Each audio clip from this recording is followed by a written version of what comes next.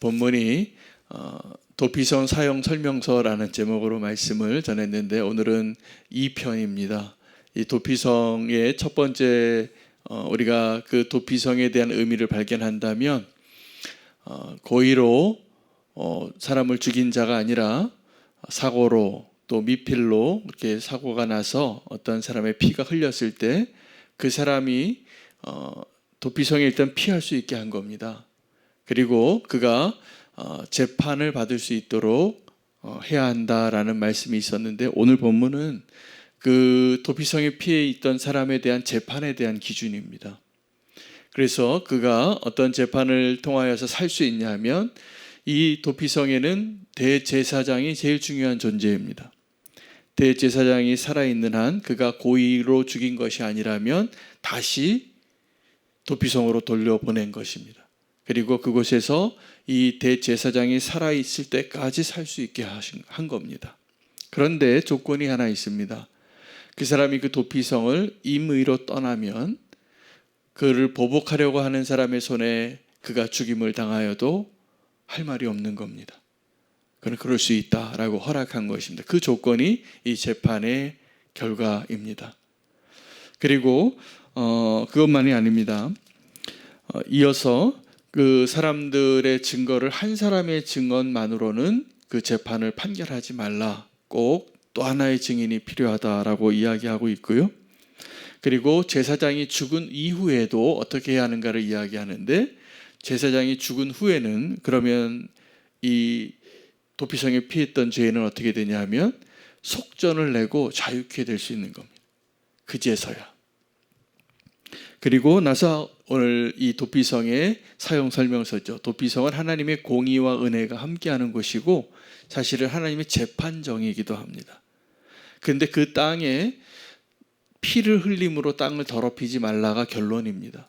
근데 그 피를 흘림으로 땅을 더럽히는 것이 무엇이냐면 그 불의한 사람이 어떠한 악의를 가지고 죽이는 것이 피를 가지고 땅을 더럽히는 것이고 피를 흘리게 한 자의 피가 아니면 그 죄를 속할 수 없기 때문에 반드시 보복을 하는 것이 또한 하나님의 공의가 이루어지는 것입니다.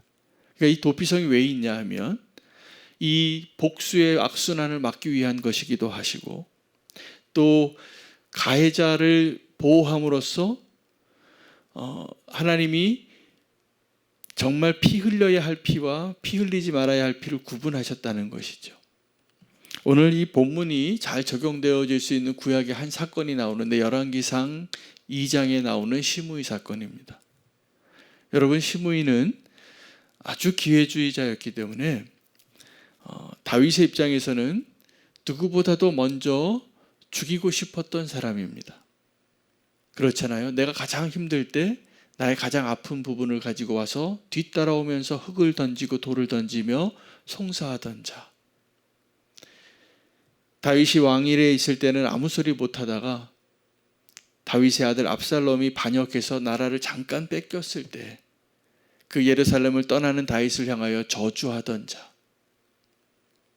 그리고 그때 이 다윗의 아픈 부분을 다 이야기합니다. 네가 피 흘린 자라고. 다윗은 그 시므의 말이 마음에 박히고 너무나 아팠지만 그때 하나님을 바라볼 줄 아는 사람이었어요.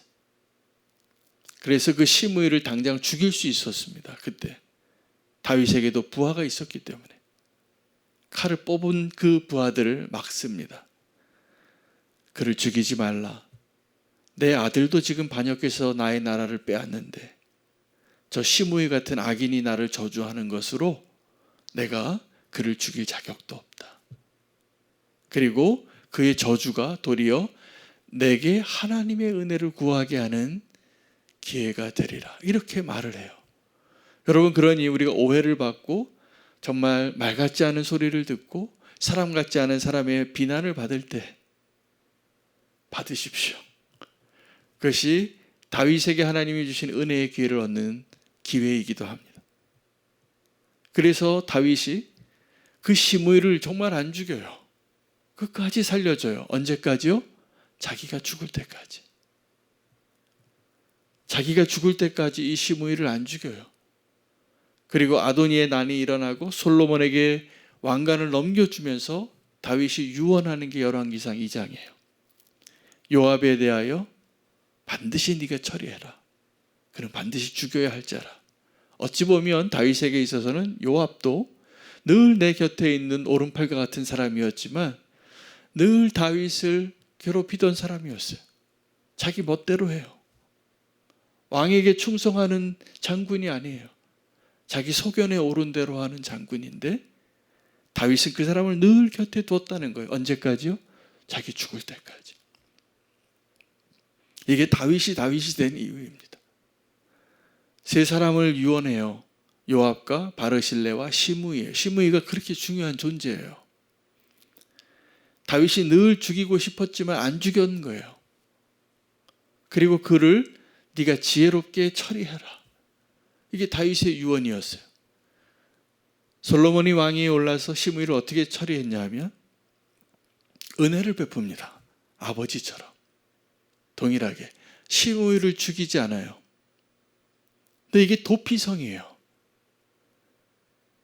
네가 지금 이 예루살렘의 어느 마을에 가서라도 집을 짓고 살아도 되는데 이 기드론 시내를 건너지 말라라고 딱 선을 하나 그어줘요. 좋다고 했죠. 시므온은 어떻게 살았을까요? 늘 죽을 것 같은데 은혜로 사는 자였어요. 그런데 이제 다윗이 죽었으니까 솔로몬이 나를 어떻게 해도 할 말이 없는데 솔로몬도 은혜를 베풀어내요. 그가 은혜로 사는데 3년도 안 갑니다. 3년 만에 자기의 종 2명이 그 기드론 시내를 건너서 아기스에게 도망가니까 그 2 종을 잡으러 가요. 그리고 그 종 잡으러 갔다 왔다는 소식을 듣고 솔로몬이 그를 부릅니다. 네가 나와 언약하지 아니하였느냐? 내가 너를 살려두고 너가 죽을 죄인이지만 살려두고 이 기드론 시내로 언약했는데 네가 넘었으니 죽어도 할 말이 있느냐? 할 말이 없죠. 시므이의 인생은 거기서 끝납니다. 여러분, 그런데 이 도피성이 이 다윗과 솔로몬이 은혜를 베풀었던 조건하고 아주 흡사합니다. 피 흘린 사람이 자기가 고의가 있으면 반드시 죽여야 했고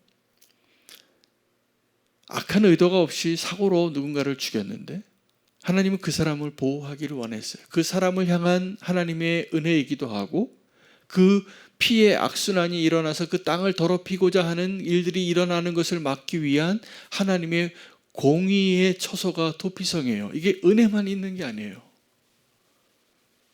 이스라엘 공동체에 서로 원수를 맺고 복수가 계속 이어지는 것을 막기 위하여 도피성을 만드신 거예요. 지금 이 세상은 어떻습니까? 자꾸 원수 만들어요. 자꾸 편을 가르고 서로 죽이려고 해요. 근데 그것을 막을 수 있는 하나님의 안전장치가 도피성이에요. 누가 나에게 상처를 한번 주면 반드시 죽이고 싶어요. 복수를 하고 싶어요. 근데 그 복수는 하나님께 맡기라는 거예요. 그리고 그 살인자를 살려두는 하나님의 피난처, 도피성이 우리에게 필요한 거예요. 근데 그 도피성이 운영되어지는데 가장 중요한 게 대제사장의 존재예요. 그 사람은 어떻게 보면 대제사장이 살아있는 동안에 그 도피성에 있어야 했고 있을 수 있는 겁니다. 이것이 양면의 모습이에요. 의미가 있어요. 도피성에 그 사람이 대제사장이 살아있는 동안 살 수 있는 것, 그거는 어떻게 보면 그를 보호해 주는 것이죠. 그러나 그것은 도피성이 어떤 곳이에요? 시므이가 넘어간 것처럼 벗어나고 싶은 감옥과 같은 곳이에요.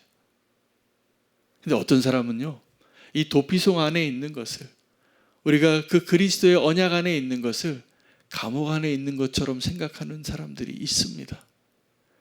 그래서 일탈을 하는 거예요. 벗어나고 싶다. 나 정말 너무 답답하다. 나도 내 마음대로 좀 살고 싶다. 그래서 세상을 막 나가고 주님을 떠나기도 하고 망하는 길입니다. 위험해지는 길입니다. 왜요? 그 언약 안에 있지 않으니까. 그런데 그 대제사장이 죽잖아요.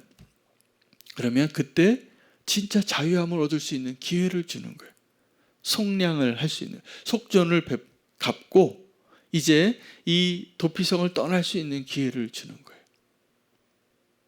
여전히 불안한 요소가 있겠죠. 그를 죽이려고 하는, 복수하려고 하는 누군가가 아직 그 도피성 밖에 살아 있으니까. 그러나 그에게 이 재판은, 도피성 안에서 이루어지는 재판은 그를 자유케 하는 거예요. 여러분, 오늘 이 도피성의 가이드라인, 사용 설명서를 보면 예수 그리스도의 십자가의 보혈의 의미가 정확하게 설명되는 은혜로운 본문이에요. 그 제사장이 살아있는 동안에, 그 제사장이 죽고 난 다음에 이 죄인을 다루는데 그 일을 다 이루신 것이 어디냐면 예수 그리스도의 십자가 사건이에요. 여러분, 예수 그리스도가 대제사장처럼 죽음으로 말미암아 우리가 속량할 수 있는 그 피, 이 땅을 더럽히는 피가 아니라 반드시 오늘 본문에 보면 33절 말씀 한번 보시기 바랍니다. 너희는 너희가 거주하는 땅을 더럽히지 말라. 피는 땅을 더럽히나니 피 흘림을 받은 땅은 그 피를 흘리게 한 자의 피가 아니면 속함을 받을 수 없느니라. 자, 맨 처음에 이 도피성에 간 이유가 어떻게 해서 발생이 됐습니까? 누군가의 피가 흘렸기 때문이죠. 근데 그 사람을 보호하기 위해서 지켜준 것이 도피성이에요. 그런데 이 도피성에서 그가 피 흘린 자의 피가 아니면 속함을 받을 수가 없느니라. 그 땅을 더럽히지 않는 길은 그 피 흘림을 받은 자의 피가 반드시 필요하다는 건 뭡니까? 그러면 그 도피성에 피했던 그 사람의 피가 반드시 흘려져야 되잖아요. 그렇죠? 오늘 이 말씀대로라면 그래야지 이 땅이 더럽혀지지 않는 거잖아요. 근데 이 땅을 더럽히지 않기 위하여 누가 피 흘리신 겁니까? 하나님의 어린 양 예수 그리스도가 피 흘리신 거예요. 그래서 이 땅을 더럽히지 않으시고 우리가 하나님의 백성으로 살 수 있는 그 일을 완성한 이 도피성의 그 하나님의 계획을 완벽하게 성취하고 이루신 분이 예수 그리스도이세요. 예수 그리스도는 우리가 도피성에 피해 있을 때 우리가 살아있을 유일한 근거예요.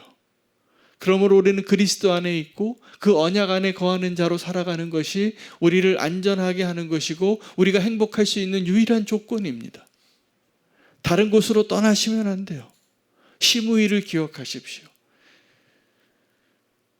그 시냇가를 건너면 안 되는데 그가 3년 만에 잊은 거예요. 그 언약을 잊은 거예요.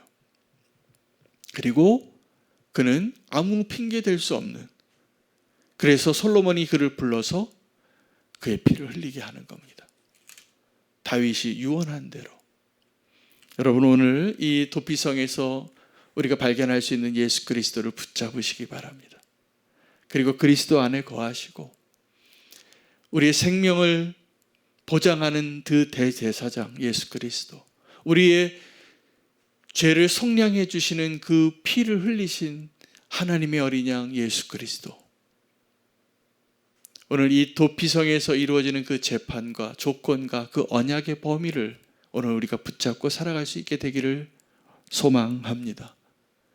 오늘 속량할 수 없는 그 죄, 예수 그리스도는 이 도피성의 가장 중요한 인물인 대제사장보다 훨씬 중요한 하나님의 아들로서 우리의 죄를 해결하고 우리를 그 언약 가운데 다시 인도해 주시는 하나님의 축복의 약속의 근거입니다. 여러분, 우리는 어떠한 자이냐면 마땅히 죽어야 할 자인데 다시 얻은 생명으로 사는 자들입니다. 그런데 우리가 다시 얻은 생명을 가지고 시므이처럼 자꾸 잊어버려요. 잊지 마시기 바랍니다. 시므이 되지 마시기 바랍니다. 이 도피성에서 우리가 어떠한 자였는지를 기억하고 그리스도 안에 그 언약 안에 거하는 그리고 속량케 되어지는 하나님의 은혜 안에 거하시는 저와 여러분 되시기를 축복합니다. 오늘 말씀 붙잡고 함께